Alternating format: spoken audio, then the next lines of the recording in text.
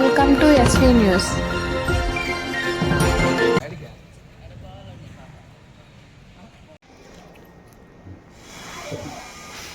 అందరికీ నమస్కారం. నేను doctor Padmavati, in charge DCHS Bapatla డిస్టిక్లో వర్క్ చేస్తున్నాను.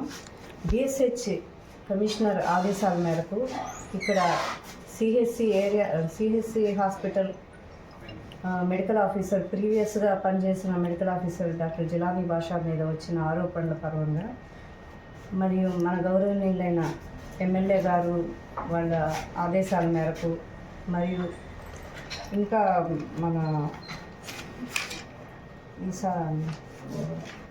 ఇక్కడికి ఈరోజు ఎంక్వైరీకి రావడం జరిగింది. అందరినీ హాస్పిటల్ అంతా చూసుకుని హాస్పిటల్ సిబ్బందిని అంతా మొత్తం విచారించడం జరిగింది.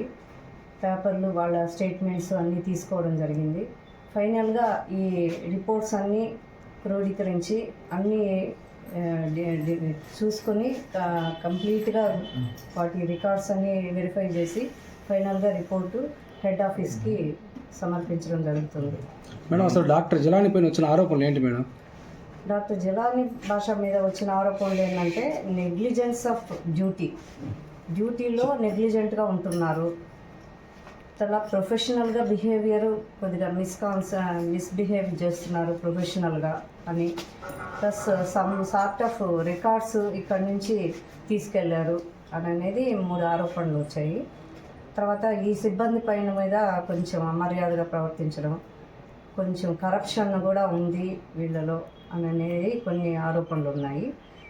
అన్నింటికీ వాళ్ళ ప్రతి ఒక్కరి దగ్గర వాళ్ళ ఆరోపణలకు సంబంధించిన డాక్యుమెంట్స్ ఇవన్నీ ఉంటే సమర్పించడం అందరినీ అడిగాము. అప్పుడు అవన్నీ తీసుకొని ఇప్పుడు మేము రిపోర్ట్ ఇవ్వాలి. ఫర్దర్ యాక్షన్ అంటే ఇంకా మనం ఆ రిపోర్ట్స్ అన్నీ చూసి వీళ్ళు వచ్చిన రిపోర్ట్స్ ఆధారంగా మనం ఇవ్వాలి. ఆ రిపోర్ట్స్ వీళ్ళు సబ్మిషన్ చేస్తే మనకు ప్రాపర్గా మనకు అవుట్పుట్ వస్తుంది. ఏం చేయాలి అనేది డిసైడ్ చేస్తాం.